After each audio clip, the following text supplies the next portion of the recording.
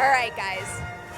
I didn't think I could be any more excited about this Star Wars panel, and then they handed me this cube that I get to throw at you at the end of the panel so you could use it as a microphone and ask these guys questions. This is blowing my mind right now. I kind of want to use it for the entire thing, but you probably wouldn't hear me well enough. I am Barry Nemiroff with Collider, and I love Star Wars so much, and you are about to meet two super talented guys who have been with the franchise for such a long time. Not wasting any more time here. Let's bring them out. We have Daniel Logan and Matthew Wood. Up, I see them. They're coming. Hey. I'm going to put this down before I do something dangerous with it. Let's give them a round of applause, guys. Hi. No, don't touch it. It's not heads up. It's good. It doesn't matter. Does it not matter? Aw. If you say it doesn't matter, I'll change my entire philosophy on that. Well, my grandmother's, rest her soul, she'd be mad if I didn't take it and put it in my pocket. Gotcha.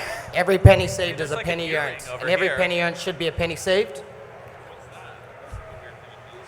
I'll take that as well. It's an earring. Anything you Alright. find on the ground, just let me know. I'll put it in my pocket. I wanted to start with you right now, Daniel, because I was doing my little bit of research for this panel, and you seem to have a really interesting story that I want to hear more about in terms of how you got into acting, because it seems like it was one of those, like, 1 in a million chances. Well, I grew up in New Zealand where we didn't yet have Lord of the Rings. So we had something called Shortland Street. And every actor in my country had dreamed of being Shortland Street. But in my life, I never even dreamed of being Shortland Street because I wanted to play rugby. Well, I ended up playing rugby most of my life growing up since I was a very little boy. And my coach ended up getting an audition for a milk commercial, and he was allowed to put 2 names down for the commercial. So he puts down my name and his son's name. Well, I go along and I end up being, I guess, too white for the role, but I overtalked the casting director to where they were like, I really like this guy, I don't know, we'll give him a job. So I actually got a land on the role, and it started from there, and the lady, she really loved me, and she started hiring me back for more and more things. And then from there, I got the audition to place in Star Wars. And it's funny because I tell people, I say, when my agent called me for the role, she called me basically with the humbleization of, you're not gonna get this role, but I will forever be able to sell you as the little kid that was gonna be the kid that was in that Star Wars film. Just by some God's grace, I actually landed the role, and I stumped everyone, my whole entire country probably. They're like, wait, who? So I'm so curious, was there the level of secrecy at that time that we face now where, like, you hear that and you can't tell a soul for so long? yeah, my best friend, he's sitting here. We've been friends since we were 8 years old. So growing up through the whole process of it all, he's seen me growing from just this normal kid and me raised growing up, you know, playing as kids, to now being transported into the world of Star Wars, which has completely not only changed my life, but my whole entire family's. And I had no clue what I was getting given, to be honest. I had no clue what Star Wars was. We used to run around in bushes playing, you know, shooting cap guns at each other, you know, playing a normal life. We didn't get the TV. Our families forced us outside, and we would play in the forest, or my mom would say, go play on the motorway. Don't recommend you say that to your kids. You're talking to someone who basically spent the entire last week of her life with a VR headset on, so I have forgotten what it's like to be outside. VR headset immersed in Star Wars. Guys, if you have an opportunity to check out Vader Immortal, I highly recommend it. You brought up that you two have been friends for a long time. I'm curious, how did you guys meet? We met from Star Wars. Yeah, I was working at Lucasfilm when the movie that Daniel was in, Attack of the Clones, was being made. So I remember I had this call, because a lot of the times what we record on set, the sound that we record on set, George Lucas likes to tinker with the films, and we change them after the fact. So I got this call, we're going to have to record this kid, Dan Logan, as Boba Fett for some new lines for the film. And he's got a lot of energy. As I was told. And so that we met on the film, actually. So that's almost like 15, 16, I don't know what that is, how many years ago, 2002. And so ever since, through the fan community and projects we've worked on together, so we've known each other that long, yeah. About 20 years. Has it been that long? Is it almost, yeah. It's almost like, it's like 18 years or something. I don't know. It's a long time. So that was the days when you would record, right? And it was old technology. You remember that? You're like, hey, Daniel, could you hear me? And I'm like, hey, Daniel, can you hear me? You hear the echo. It's got an echo because it's going all the way to New Zealand from Skywalker Ranch. And the delay, yeah. They're like, okay, on the third beep, make sure you hit the line right then. Remember that? Ton Wee's here. Beep, beep, beep. Dad, Ton Wee's here. Okay, that sucked. Can we do another one? I would have said that was good. Can we do another one? Okay, that was average. Get better. So just in case you guys don't know, not only did Daniel play Boba Fett, but you are also the voice of General Grievous. So yes, this might be more difficult for you than you, but I'm curious if you could pick one admirable quality about the character you play that you really like, what would it be and why? An admirable quality? He's kind of, I guess he's got a lot of pride. Is that admirable? I don't know. But that's the thing with a villainous character. Yeah. It's one thing to be a cookie cutter, one-dimensional Sure. villain. It's another to have a villain that like really believes in his agenda. He's pretty frustrated. I think he's given, and we've expanded upon his character in the Clone Wars series with Dave Filoni and all that. But I think that Grievous was always out to prove something. He never knew the Force, so he wasn't quite a Jedi, but he understood the technical abilities about how to use lightsabers. His army that he was given was basically a bunch of useless droids, which I also voiced those guys. All the battle droids are me as well. So that was also fun. But he's got a lot of pride, got a lot to prove, but he is basically a coward in many ways. But I just channel that into the performance. Frustration, yeah. He would be a badass chef. Yes, with the 4 arms, for sure. Yeah, you know what I mean? Like, ching, ching, ching, ching, ching, ching. Yes. Okay, I have cut. How has no one Yeah. done Holy a parody God. of that before? Yeah. It's like a genius, fun idea. You know what? Most people don't know, but Matt actually has an interesting story into the world of Star Wars too. And the day he told me it, I never forgot it. And I thought it was fantastic from actually being a video game tester. Yeah, I started working for Lucasfilm when I was 17. This is a while ago. I was a video games tester. I found that there was a job for a quality assurance technician, is what they called them, in this little town called Nicasio, California, and I knew that was probably where the hidden fortress of Skywalker Ranch was. This is before you could Google map it and just find it. But I got this job out there, and it's because my dad had a fax machine. This is 1989. And my dad had a fax machine, and I found out what the fax number of Lucasfilm was, and I faxed my resume when I was still in high school. My resume to my dad, I was like, what should I put on my resume, Dad? I'm 16 years old. I don't know, put all the video games you play. So I just typed all the video games out, put them in there, and then I put all my facts about what I am capable of doing, and then my dad's like, you should put an extra facts about yourself, personal facts.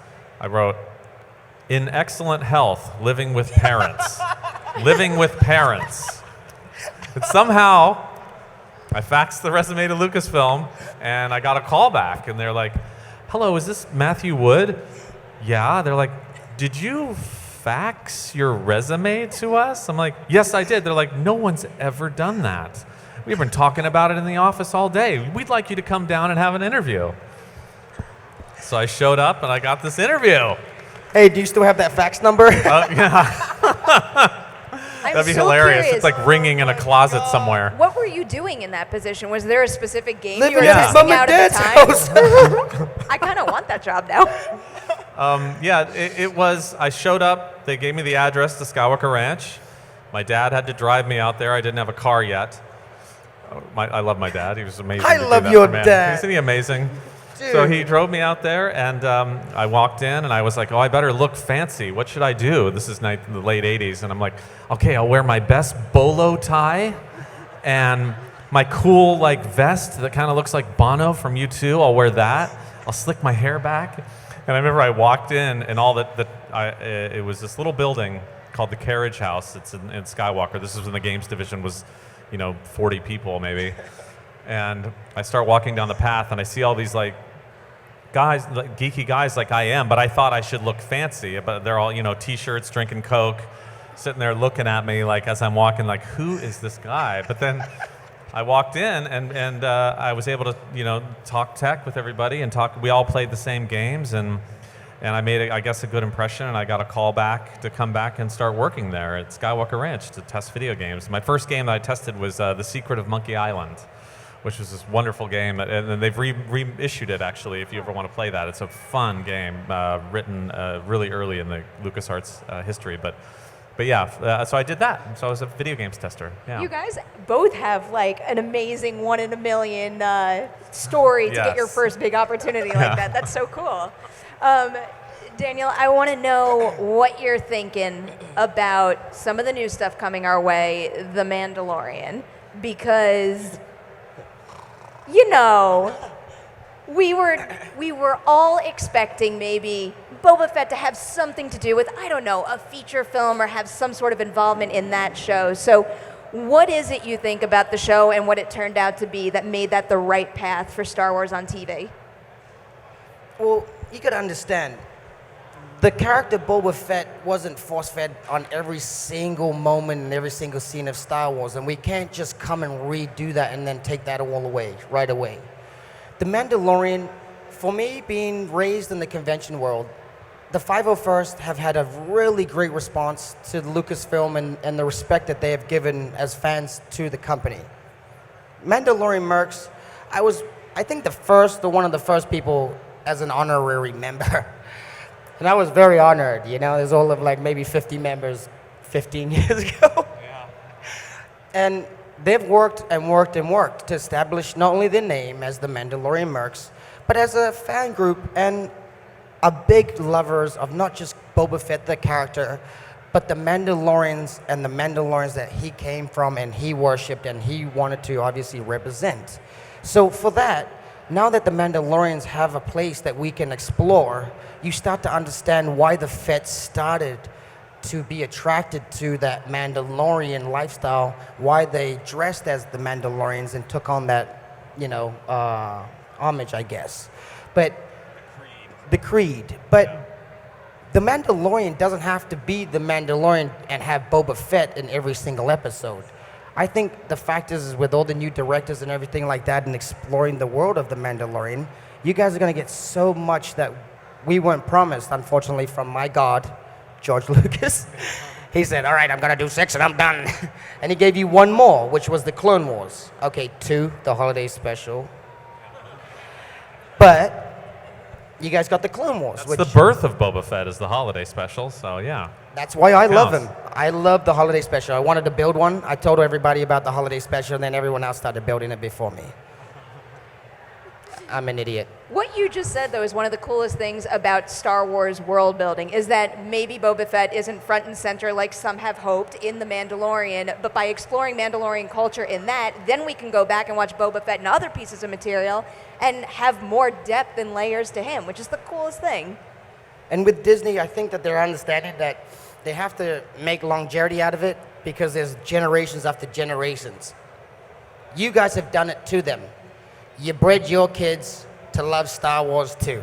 And these kids are going to breed their kids to love Star Wars too. So you can't blame them. So now I think it's just about figuring out what the fans want, how to cater to that, but also stay true to the storylines and the backstories that we once had as well. Speaking of all the new material we have gotten already, what is your favorite part about the newest generation of Star Wars, and what are you hoping to see down the line? I feel like, you kind of know stuff. Yeah, well, I'm working on a lot of the new stuff, and for me... Tell us more. Well, yeah, right. The best part of it has just been, because I started with George Lucas, just like we both did, and now getting to work with new directors and new people that come in to work at Lucasfilm, and they're given this amazing toolbox of, here's Skywalker Sound, which is where I work. I do all the sound on the film. So here's Skywalker Sound, here's Industrial Light and Magic, and here's Doug Chain, here's the story group. And here's this group of people that are dedicated to this craft of Star Wars, and now this director gets to put their own spin on it, and under the guise of, or under the direction of Kathleen Kennedy and our story group. So that's been fun to see every new director come in, and they're wide-eyed fans. I mean, each one of them, J.J. Abrams, Rian Johnson, Gareth Edwards, all of them come in, and they're very just, I can't believe I get to play in this universe. So that's been really satisfying for me, and we're just making a whole lot of new stuff. So I'm happy about the direction we've gone, and I'm happy about what we've done and all the different variety, and excited to see where we go into the streaming world, this D+ system that we're putting together for, that'll have... Subscribe now. Yeah, right. It'll have The Mandalorian and Clone Wars and all that.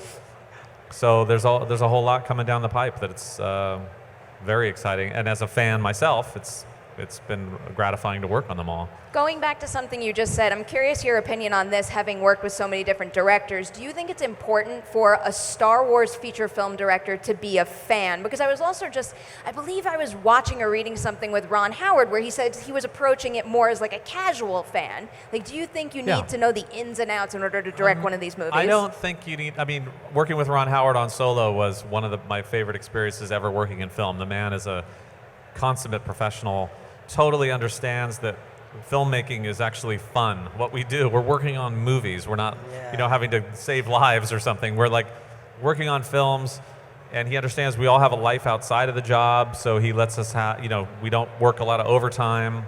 And, the first time I met him, I'd met him a couple times socially, but the first time I met him professionally, we sat down and had this great meeting about what he wanted the movie to be. And he says he would give a lot of trust in the artist, saying, we'd get into his own, here's the story points I want to hit, and I'm trusting you guys to guide me that it's in the Star Wars pantheon, that it's going to, if there's something that I could do to tweak it to make it just right for Star Wars, I'm entrusting upon the story group and all these artists that are working with me to bring us there. And so they don't need to know every single planet and name of every single person, but there's a group of people, our Lucasfilm story group, and the artists that work on the films that are there to do that for him. And so, but you can have other fans that completely know it, like Dave Filoni that I work with is like he's been trained from George Lucas, and he's an Uber fan, so he knows everything. So that's a bonus. So it's just all, you can do it any way you want, but Ron, super professional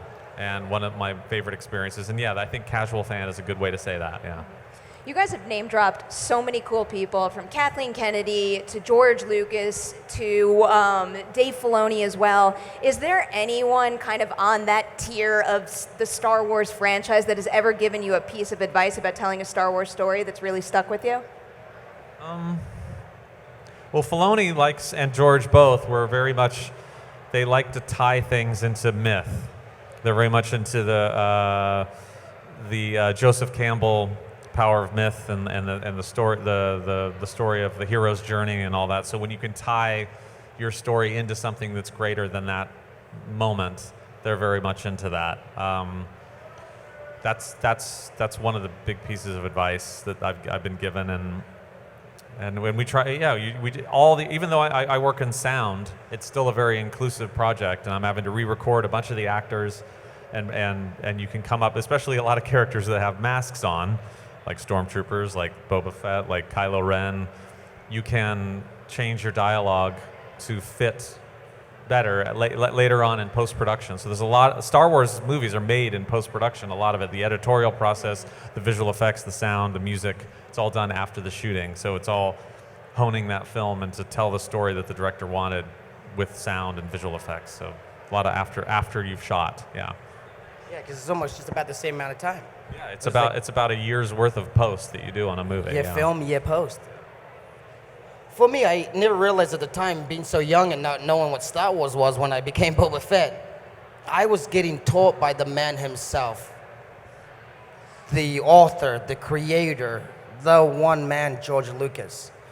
And although he didn't spend much time giving directions to the other adults, he spent a lot of time showing me and teaching me what he wanted me to see.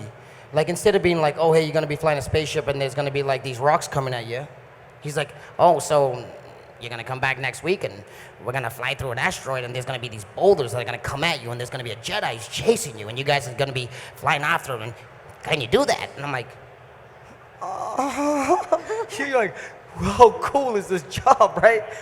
So now being a grown man and having a kid of my own, I look back at those experiences in that time, not realizing that I had something, a one-on-one interaction, connection with this one man that, you know, many people will never ever get now, especially in the Star Wars world, you know, and I will forever be able to die and take every single direction and what he helped me to bring Boba Fett to life on stage. Jumping off something Matthew said before, I'm wondering, did you ever do like a line that was then drastically changed in post? Like, what's the biggest difference from something like day one when you recorded it to the final product? Well, we did one scene where I opened the door, and then, you know, when my big forehead comes in, my 5 head comes into play, it's like, Boba, is your father here? I actually said nope the first time around. But after post, we decided to change it to yep, and then my dad got his head chopped off. No. That's a big change. Yeah. Changed the whole story. We went into episode 3. It was Jango Fett, Boba Fett, you know.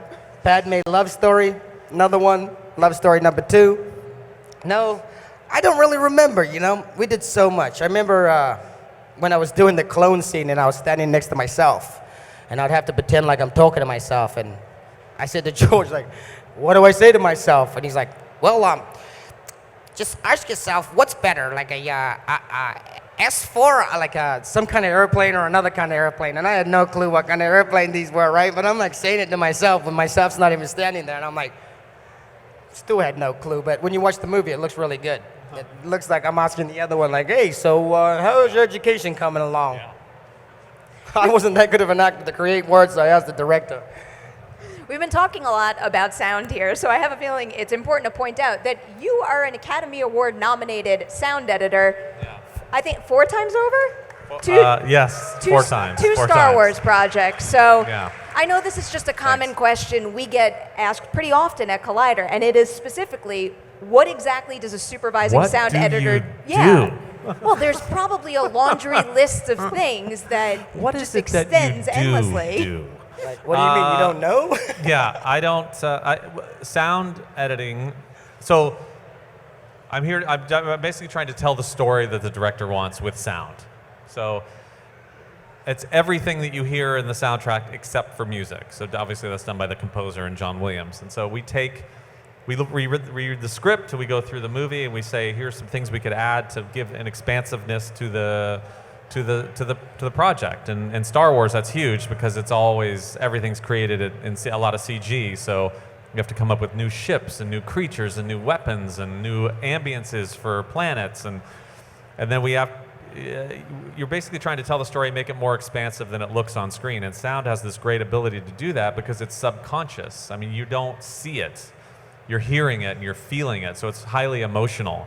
And how we can manipulate your senses to be able to feel scared or feel relief or feel claustrophobic or expanded and what you're looking at is just all in the sounds that we've picked and chosen. And you don't really want to ever stand out as had the featured element, but in these theaters now where we can do Dolby Atmos sound where there's speakers above you and in front of you and all around you and the low frequencies, it gives us a big sound stage to work with. And we work on the Star Wars films for about a year creating all this, and we put all kinds of crazy things in there because it's all fiction. I mean, everything is we can create. So as long as it's synchronized with the action that you're seeing on screen, when something happens and we put a sound to go with that, the brain attaches those things together and believes that that is the sound that thing is making.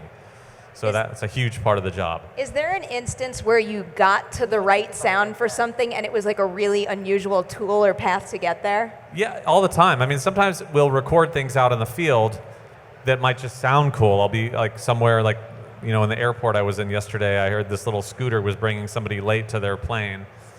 And it had this really cool sound, and I ran after it with my microphone to try to get it, just to put it into a movie. But a lot of it, like when we shot the prequels in Australia, in Sydney, and so when I was there on the set working with the production mixer and making sure we were getting the right material.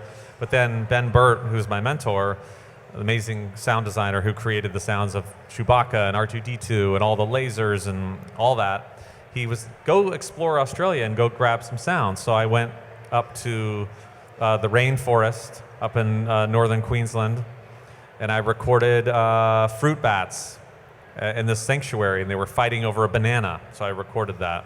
And then we went down all the way to Melbourne, and I went to a penguin sanctuary and recorded all these penguin mating calls, these Antarctic penguins that were coming back in from the Antarctic to Melbourne. Recorded that. So I brought those back to the studio, and you don't really know what you're going to do with those things, but we kind of played with them, and that became the sound of the Geonosian aliens in the big arena battle. So like the crowd are the mating penguins, and then when they're attacking Anakin, that's the fruit bats fighting over the banana. So that kind of material, like once you put it in sync with the picture, it works, and never going to be able to see that scene ever again. Yeah. That's so that's just random. an example of things that you'd put into the movie like that would make that work, because it's just aliens are weird. Now, Daniel, I You're want you to weigh in weird. on this. Stuff you listen to. I'm just sitting there, hear Yeah. the same car go by. I feel like it's like a missed opportunity to not do some sort of weird con sound right now that you can then record and put in your next Star That's Wars right, project. yeah. I don't He's know. actually recording you right Is anyone now. here going to meet that challenge? I feel like we can't do anything awkward enough. I want you to weigh in on this. Cad Bane 165 versus Boba pounds. Fett. What's happening? Oh, yeah. You want me to weigh in? I said I want you to- 165 pounds. Wow, nice. You wear it well. That was a good All way muscle. to like get around a very curious question. Sorry, what was Are the you- question? Cad Bane versus Boba. I mean, it's not really a question. I kind of left it open-ended because I'm not sure how to ask you, like, who's dead? Oh, to be continued. There you go. And here's one for you, Matthew, that you probably won't be able to answer. Actually, you know what? Rather than ask you about Rise of Skywalker, Hang on. the I know nothing. The final film, how about the one piece of it we have seen? Did you have anything to do with the laugh at the end of the trailer? It was sound, wasn't it? So probably. Yeah. Yeah. Yeah, I can't. Obviously, I can't. I've worked for the company for almost 30 years, and that's because I don't talk. What happens if you Not at do all. talk? Have you heard any horror stories? Well, I did actually say something recently in the 30 years that I've worked for the company. It was at Celebration. We were having an interview on one of the sound stages, or one of the stages, about something. They're like, "What's going on at Skywalker? What are you working on?" And I'm working on this and this and this and this. And I said something that I was working on that I wasn't supposed to say, which has been announced now. And it was like, and then it would just hit Reddit like crazy. And I got a call like, yeah, we can't talk about that project. We haven't announced it yet. Oh my God, I'm so sorry. Darth Vader just shows up in your office like, Yeah, pretty much. Yeah, the end of Rogue One like- basically happens. there's a disturbance in the No, Force. but I've been pretty dang good. 30 years, I think, to have one slight weapons malfunction is fine. Could you imagine being 13 years old, getting the movie Star Wars and having to be quiet? There's all It's these pretty ridiculous. girls, right? And I'm like, hey, how you doing? They're like, no. I'm like, that would have been the best pickup line. You don't understand. I'm going to hit the big screen soon. I promise. You want to be with me? The temptation is real. I would feel it if I were in your shoes. All right. Reality. Do we want to throw this cube out into the audience? Who wants to ask a question? Yeah, anyone have questions? I at kind all? of. I'm happy it's someone really far away because I That a really I boy. want to like throw this cube. That's Andrew. All right. If you're like in the line of fire, please watch out. What Whoa, is that? what's that? This is like one of the worst decisions Okay. We do not, if you do get hurt in the process of this, there's Do it. no lawsuits or. Hey, you want me to throw it? Wow. That was girl. amazing. Hey, that was a soccer throw right That's a there. soccer throw. That's Yeah. It was a soccer throw. Yeah. So There's a mic in that thing. Yeah. Whoa. That's the beauty of it. Isn't it incredible? So I really like the noise that the Sonic Imploder makes in Yes. Episode 2. What's your favorite sound from Star Wars? Great question. Yeah, the seismic charges, or do we call them sonic charges? I can't, because if you look at Ewan McGregor's lips in that scene, he's actually not saying what, because we rewrote it. I think he said seismic charge, but we made him say sonic charge. Does he say sonic charge in the final film? Sonic charges, stand by, or whatever he says. Yeah. Stand by for Sonic charges. Yeah, so that was that was actually the absence of sound makes that cool, because it was there was a moment where the flash happened. And we kept saying, Ben Burt was like, what do we put in there? What do we put in there? There's this cool flash. We have the explosion sound that we already know that we like. And then we came up with, why don't we put nothing in there? So it actually goes to like nothing, and then it blows up. And that movie That's caused badass. all these people, like when we were doing the quality assurance check on the film, and everyone has to watch it a million times to make sure we've got it done right. They're like, "There's a dropout in the movie. It goes to nothing. There's a silent dropout in the movie. There's a problem." We're like, "We meant to do that." Same thing on episode 8 when we did the whole thing when Holdo sacrifices herself into the fleet, we went to quiet for many seconds on that one, and they actually had to distribute a pamphlet with all the film saying that's not an error, it's on purpose that it goes silent. I love that moment because when we premiered the movie, I went in to see it, and at that moment when she does that and it goes quiet, you can hear everyone in the audience like gasping and and you hear all the people in the audience freaking out, and then the big explosion happens. That's actually a lot of episode 8 has a lot of my favorite stuff, but one of my favorite things to work on when the prequels was the pod race, just because there were so many different vehicles and George wanted each pod to represent a different creature, so they had to have a very distinct personality.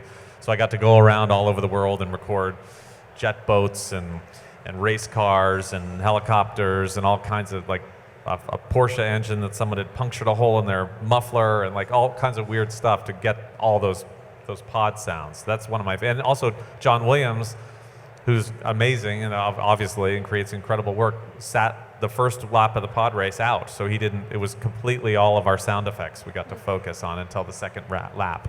So that was a huge fun project for me. It was the pod race, episode 1. Do you have a favorite sound? Yeah, when my dad got his head chopped off, There you go. yes! That was another silent moment. Everyone else is like, "Whoo!" And I'm like, yes! He's gone, I'm in. I'm the baddest bounty hunter in the galaxy. I finally get the jetpack. On a lighter note, ever since Force Awakens came out, my ringtone on my phone has been BB-8. Oh, BB-8's so wonderful. When that goes off, there's just like a little bit of joy it adds to my life. BB-8's amazing. I love BB-8. You add joy to my life too. You're delightful. You. Oh, He's got the Barry. best sneaker collection. You guys should just know that. Are those some blue suede shoes right there? I'm very impressed. I'm not going to step on them, but I kind of want Those to. are some nice boots too, though.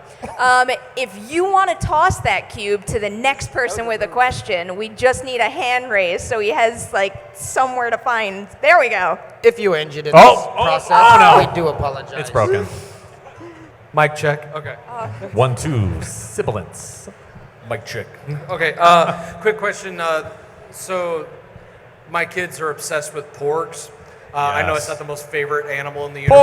Porgs! But if you guys had to weigh Ewoks, porgs, and I don't really know what the prequel equivalent of animals would be. Maybe like the Gungans. Oh, that too. Salacious. So, which one would you feel is the superior of animals? Look at these smiles right there. I mean, it's got to be the porg. It's the porg. Thank you. Yeah. I don't know. As a bounty hunter, Chewie loves porgs, so I'm gonna have to go with the What's the secret Ewoks. What's the secret behind the sound of the porg? What is it? The porgs are actually 3 different sounds. It's some chickens at Skywalker Ranch. We have a farm there, actually, at Skywalker Ranch, so it's some chickens there. And Told then, you, they're not so cool anymore, huh? And I it's- You feel wanna like join that me adds with the even more Ewoks. value to people saying, "Oh, like porgs taste like chicken." Yeah, that's true. They do. And then it's also I've the heard. sound of a turkey call. It's a turkey call sound, and then there's one more in there. We actually did a little sound documentary you can find online.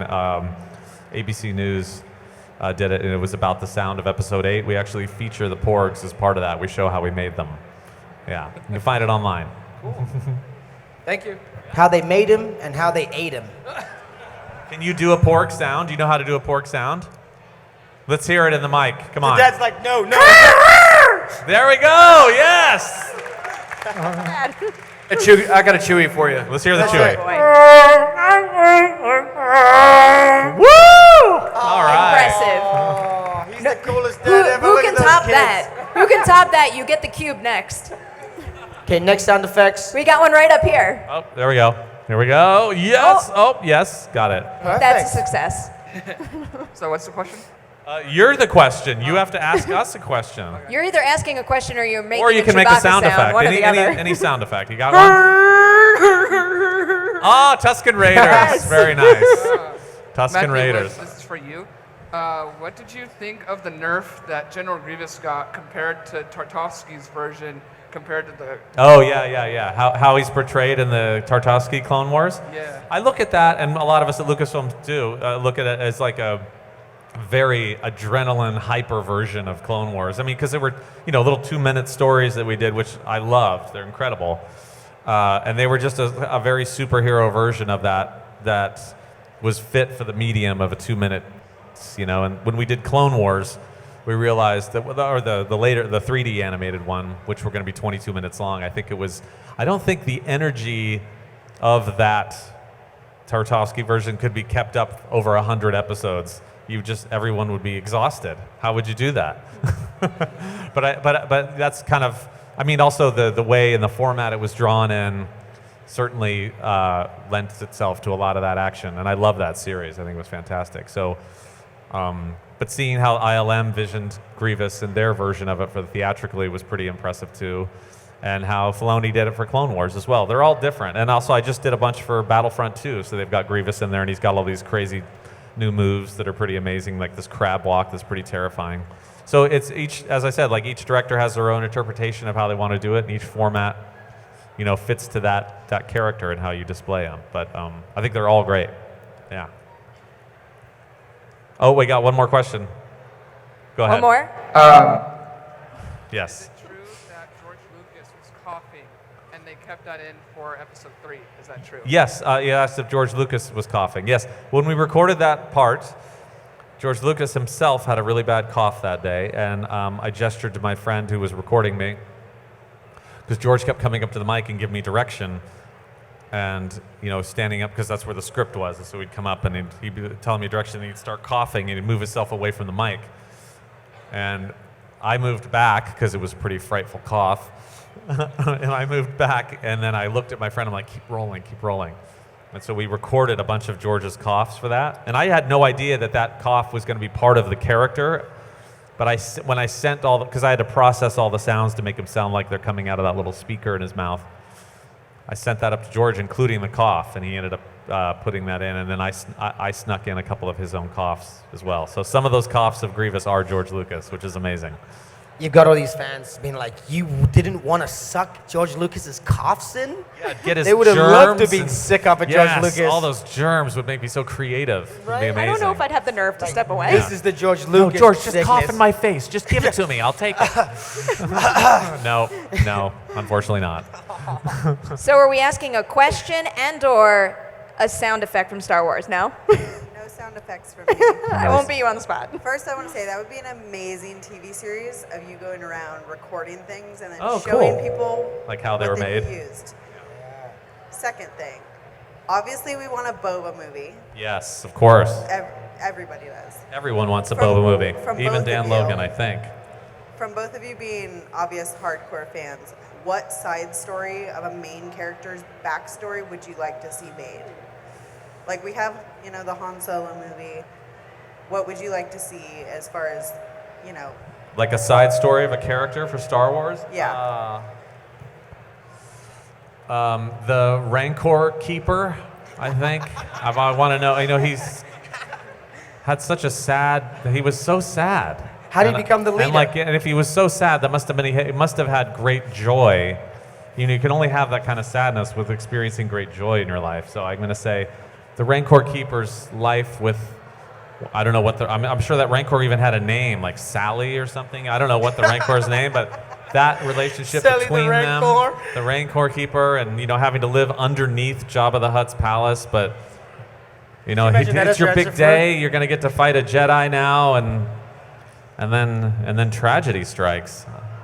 I want to know more about that story. I really do. I don't think Disney's going to go for that, but maybe animated. Maybe animated. You never know. Yeah. Or You maybe got a better flip pitch, book Daniel? or something. Yeah, I got a way better one. So, we do a General Grievous movie with 2 extra arms. He's actually working in the cantina, and he's been hiding out from the other Jedis for a couple of generations, right? 6-armed Grievous as a bartender. Well, he'd be very handy. Wash the dishes, cut Yeah. the fruit, veggies, like and be able to serve Cocktail you with Tom blue Cruise. milk at the same time. Or it's like between the battles for Grievous, what Yeah. he does in his Yeah. free time with That's all right. those extra arms. All the extra So then what he arms. does is he throws down his waist to the Sarlacc pit. which is Boba's hanging out, favorite place to chill, also hiding out, same kind of thing. But then I also get big and fat and fed. So when I come out, I look more like a Jabba the Hutt's tail, so that I disguise with the rest of the other Jabbas. Yeah. And nice. I like this story. Somehow I don't think Disney's going to go for either of our stories, but maybe that's why I just do sound and you act. And I just, that, I guess. No, but you know what backstory I would like to see? The Jango Fett origin films. Because we got given his father, and there was so much love for Boba, it'd be cool to go backwards and explore the Jango Fett series and see, well, where did this guy come from? Why did he choose to have a clone child? Why didn't he go out with Zamwizu, who was hot as heck until she went to an alien? Well, I'm getting off track again, aren't I? That's good. That'll be good. A changeling can, do a lot of things. Imagine if Boba was a changeling. Like, whoa. I'm into cut that hair idea. for sure. I'm the only character that's actually a female and a male as a Lego character. Do you know that? I don't know this story, but I'm sure we're going to hear it. As little Boba Fett, they obviously don't recreate other hair, so they took all the hair from the girl Legos, and that's young Boba Fett's hair. So I just tell people, young Boba's the best character for a boy or girl. You got a boy or girl, you keep the hair on, boy, you take the hair off. Easy Very Lego, nice. No one's going to be mad. Boys might want to An keep the hair Emma on, and too, Holdo movie. That's what I want. Holdo. Like Holdo would be great. After her sacrifice and what is in that Leia prequel book, Yes. that character is a rich history that should be explored. Yes, I agree. I love What Holdo. about Uncle Owen? It's kind of a That's kind of a sad little life. cranky Life guy. of a moisture and he farmer. was he was Egerton, right? One of he as the young version, and then he turns into Ian Brown. Was that his name? I can't remember, but he definitely got really. Oh, cranky. you want to go that far back? I mean, let's do the backstories of Cassius Fett. Yeah. Oh, you're like, how do you know that guy? I don't know who's Cassius Fett. Cassius Fett was my grandfather Fett. He was the original Fett. So you're going back a lot of years. See, you call my house all like, hello, Daniel, Logan speaking. Oh, yeah, what about Boba? Oh, yeah, we have Boba Fett stories all day. Okay. We have 3 minutes. Next. Did you have a follow-up? I saw you want to add something before. No, I personally want a Yoda backstory. Yes. But, yeah. I'm into that. Do we want somebody on that side? Yeah, maybe? please, somebody from All this right. side. Who Anyone wants have a it? question? Who wants Anyone? the cube? The little Over there. guy. You got The little guy in front. Well, No? He's about to stand He up. doesn't have a We question. got him in the back No, the over white there. hat. White hat. No. No question? All right. White hat. White hat. Yes. Speak into. Check. Yep. Cool. Sibilance. 1, 2, 1, 2. So you mentioned that you started with Lucasfilm doing quality assurance for the video games. Yes, sir. Was it kind of just like a sporadic decision for you to voice Grievous? Was it like, oh, we don't have anyone, or was They're that like, who can we get? There's nobody. Yeah. That little pimply kid, 17. No, it was later. I did that later. But I worked in the company for another 15 years until that happened. But it went from, I was a video games tester, and then George Lucas was he wanted to build a way to do the prequel movies. And we worked on this show there was a show called The Young Indiana Jones Chronicles that we did. And so we took a lot of the technology that we built in that, and he wanted to do it completely digital and new. So he went to the video games division and he said, give me your best tester, the guy that's breaking things the most and, seems to be into it the most. And so they promoted me to work on the sound division. George was making a program called Sound Droid, and it was a nonlinear editing program for sound, which didn't exist before. So I came in and to test that and try to make it work. And luckily for me, I did really well at that. And then that technology sort of overtook the industry. And so I got a chance to get in really early on the ground floor to do that. And at the same time, I was acting. I was doing like community theater plays. I was a actor at the American Conservatory Theater in San Francisco. So I just had that bug, but I also had this job at Lucasfilm, which I was not going to give up, and that was my bread and butter and a dream. So I did that, and then voice acting just sort of was an extension of that. And there was a moment where he was casting that character, and we'd put 50 different voices in there to try it. He wasn't getting what he wanted, and so I knew what he wanted, and I put my own audition in under another name because I did not want George to think of me that way. So I Jedi mind tricked George Lucas to give me the role. That's awesome. So yeah, that's how that happened. Yeah. Did we Over have one 15 more years. behind you? We have 1 minute, so we can get one more question if someone. I got a there it question is. before their question. Can we hear the voice? Oh, okay. Can you sing Happy Birthday to me? That's a Not lot of jokes. lines. That's a lot of lines. How about so we open the movie. He says, "What's the situation, Captain?" And then I do the other guys that all go like, "Oh, look out, Roger, Roger." That's me too. I do all those guys. So there you go. What's your favorite question? What's our favorite question? No, I mean, what's your favorite character? Character. Oh. Please. I mean, mine's Boba Fett, General obviously. Grievous. Boba Fett. And why do you want to do this job? Why do we want to do the job? Well, because we get to come to meet people like you and come to these amazing events. No, I love my job. It's Star Wars. I grew up with it. I love it like crazy, and it's allowed me to travel the world and meet all kinds of fun people. And it's a total icebreaker when you say, "Oh, I work on Star Wars." Most people know what that is, and I'm not a face actor, so I can have a normal life and live my life completely normal and not have to be stopped on the street or anything like that. But I can work on big films, and it's a really fun job. And I have an amazing crew of people at Skywalker Ranch that I work with, so I love it. There you go. I couldn't have said it better. I get to be myself. Don't have very many friends, so I love to be out, talk to you guys, and let my ADHD run wild without being in trouble or getting sent to my room. So I thank you guys for putting up with me. Love you all. Thank you for coming out to this wonderful convention. Listen to our stories. Have a wonderful week. Thank you guys so much. Congratulations on everything. We can't wait to see what's coming up next. Yes, great questions too. May the force be with you all. Yes.